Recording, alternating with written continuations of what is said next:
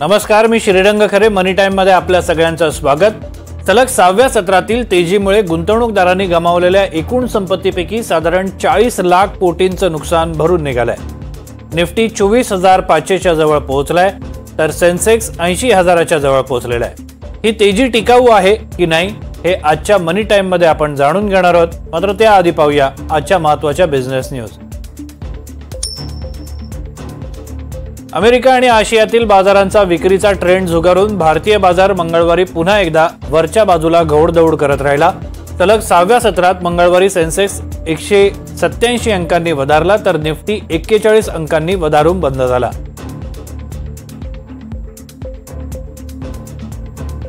Bank निफ्टीनं आज पुन्हा एकदा नवा उच्चांक नोंदवला. सकाळी 11च्या सुमारास बँक निफ्टी 55,960च्या वर जाऊन काहीसा खाली घसरला.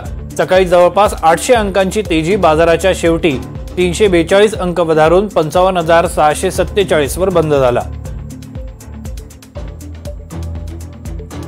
बँकिंग आणि फायनान्शियल कंपन्यांच्या क्षेत्रात म्हणजे BFSI क्षेत्रातील कामकाजाचा चेहरा मोहरा लवकरच बदलणार आहे. त्यामुळे BFSI क्षेत्रामध्येच निवडक कंपन्या इतर कंपन्यांच्या मानाने जास्त वेगाने वाढतील असं मत मोतीलाल ओसवालनं वर्तवलेलं आहे. HDFC बँक, एंजल वन आणि होम फर्स्ट फायनान्स या 3 कंपन्या मोतीलाल ओसवालच्या रडारवर असणार आहेत. मॅक्वायरी या रिसर्च फर्मनं TCSचे शेअर खरेदी करण्याचा सल्ला दिलेला आहे. इन्फोसिसचे तिमाही निकाल जरी अपेक्षाभंग करणारे असले तरीही एकूण वातावरण अगदीच वाईट नाही. त्यातल्या त्यात TCSचा पुढचा काळ चांगला ठरेल असा मॅक्वायरीचा अंदाज आहे. जगातील अस्थिरतेच्या काळात भारतीय बाजारातील स्थैर्य हीच सर्वात मोठी जमेची बाजू असल्याचं मॉर्गन स्टॅनलीनं म्हटलेलं आहे. अर्थव्यवस्थेतील मायक्रो फॅक्टर मजबूत असणं हे अत्यंत महत्त्वाचं असतं. सध्याच्या स्थितीत भारतामध्ये मायक्रो फॅक्टर मजबूत आहेत असं मॉर्गन स्टॅनलीचे रिदम देसाई यांनी NDTV प्रॉफिटशी बोलताना म्हटलेलं आहे. भारतातील 2 व्हीलर कंपन्यांच्या शेअरचा परफॉर्मन्स भविष्यात चांगला राहणार नाही असा अंदाज जेफ्रीजनं वर्तवलेला आहे. या पार्श्वभूमीवर हिरो मोटोकॉर्प, बजाज ऑटो या दोन्ही कंपन्यांची टार्गेट प्राइस जेफ्रीजनं कमी केली आहे. सलग दुसऱ्या दिवशी सोन्याचा दर 1 लाखाच्या वर राहिलेला आहे. आजही सोन्यानं आंतरराष्ट्रीय बाजारामध्ये नवा रेकॉर्ड प्रस्थापित केला. स्पॉट मार्केटचा विना GST भाव 99,000च्या वर, तर GST सह दर 1,02,000च्या वर जाऊन पोहोचला. आणखी काही दिवस ही तेजी कायम राहण्याची चिन्ह आहे. सोन्याचे दर गगनाला भिडत असताना भारतीय गृहिणी या सर्वोत्तम फंड मॅनेजर आहेत असं कोटक महिंद्रा बँकेचे संस्थापक उदय कोटक यांनी म्हटलेलं आहे. थोडं सोनं गोळा करणाऱ्या भारतीय गृहिणींना त्यांच्या गुंतवणुकीचा चांगला परतावा मिळाल्यानं हा दावा कोटक यांनी त्यांच्या X हँडलवरून केलेला आहे.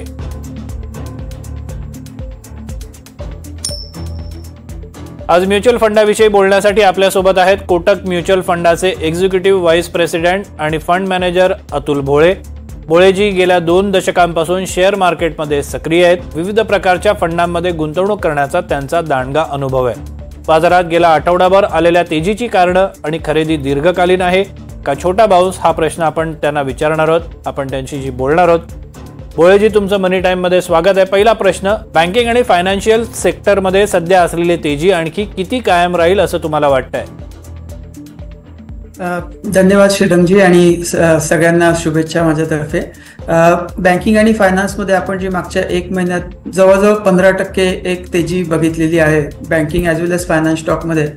मला वाटतं ह्या तेजीनंतर थोडं स्टॉक प्राइसेस या सेक्टरमध्ये रेंज बाउंड असू शकतात. आपण बघितलं की जानेवारीपासून रिझर्व्ह बँकेकडनं बरेचसे रिलीफ मेजर्स आलेले आहेत. लिक्विडिटी सिस्टीममधली वाढवण्यात आलेली आहे, रेट कट आलेले आहेत आणि त्याचबरोबर बँकांना जे LCR वगैरे नॉर्म्स होते त्यावर बरीचशी सवलत येत आहे. त्याच्यामुळे बँकिंग स्टॉक्सने चांगलं केलेलं आहे.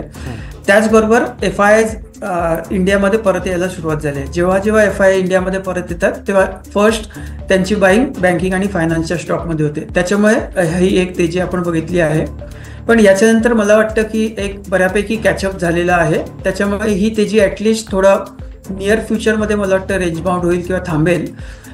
कारण जो रेट कट रिझर्व्ह बँकेने केला आहे मागच्या 3 महिन्यात 50 बेसिस पॉईंट रेट कट झाला आहे, तो बँकांना आता पुढे हे करावं लागेल, म्हणजे कॉर्पोरेट्सला त्याचं पास ऑन करावं लागेल. आणि जेव्हा ते पास ऑन करतात तेव्हा बँकेचे जे नेट इंटरेस्ट मार्जिन्स असतात ते नेहमी खाली येतात. त्याच्यामुळे मला वाटतं ही जी तेजी झालेली आहे त्याच्यानंतर थोडं बँकिंग आणि फायनान्सचे स्टॉक थोडे रेंज बाउंड राहतील, at least in the near future. Okay. तर तुम्ही या ठिकाणी रेट कटचा उल्लेख केलात. तर रेट कट झाल्यानंतर बँकांनी साहजिकच त्याचा फायदा ग्राहकांपर्यंत पोहोचवलेला आहे. रेट सेन्सिटिव्ह सेक्टर जी आहेत त्यामध्ये तेजी कायम राहील अशी यामुळे चर्चा आहे. तुमचं याबाबत काय मत?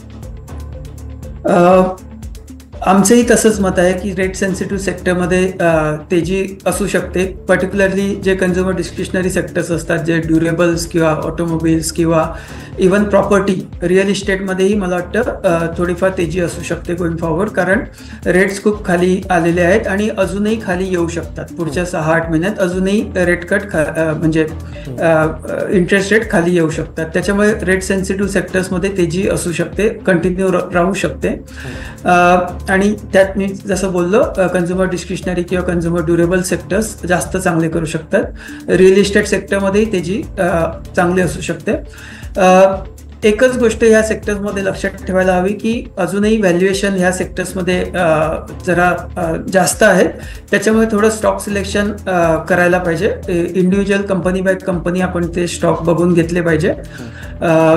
बट ओव्हरऑल मला वाटतं रेट कटमुळे रेट सेन्सिटिव्ह सेक्टर्समध्ये जी तेजी आलेली आहे ती कंटिन्यू राहू शकते.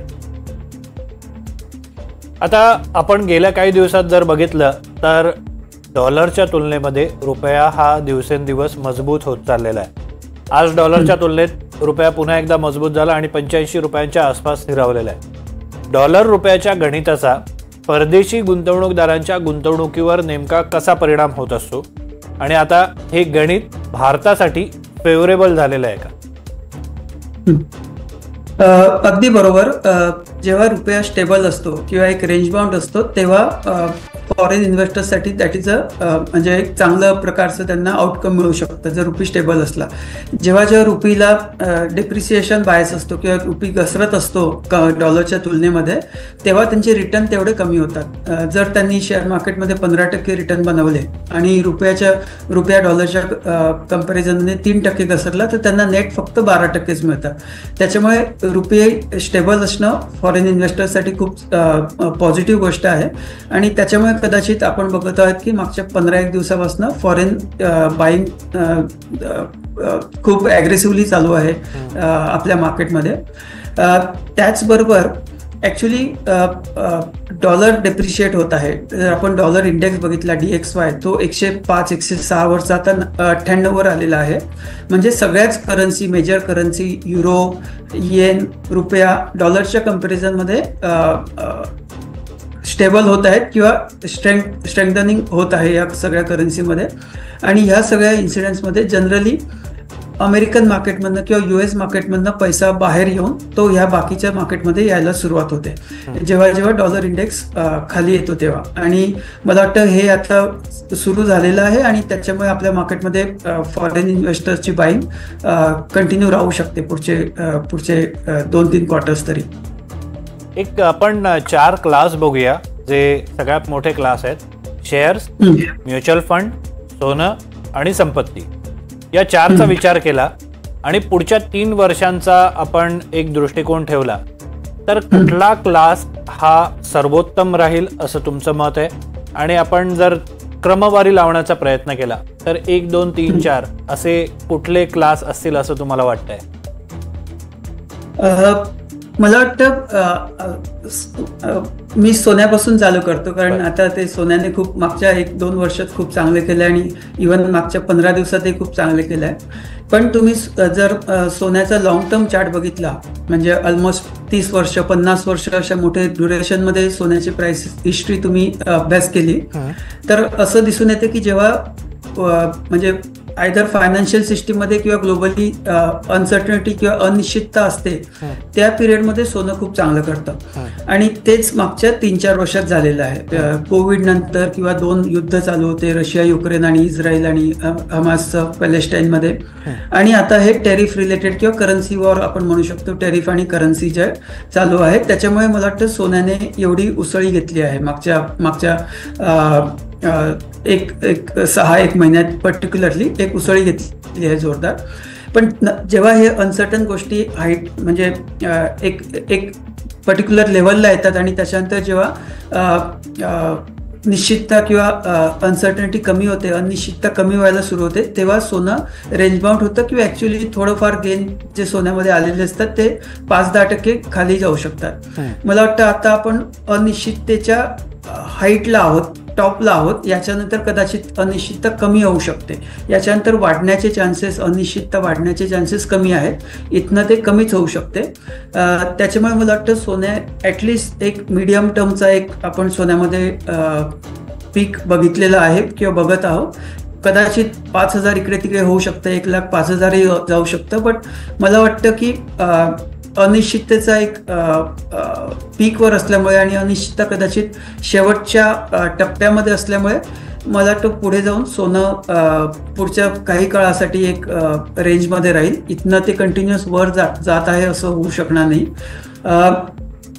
रिअल इस्टेट किंवा जे संपत्ती आहे, अचल संपत्ती, मला वाटतं तिथंही एक प्रकारचा एक मागच्या 3-4 वर्षात बऱ्यापैकी वाढ झालेली आहे.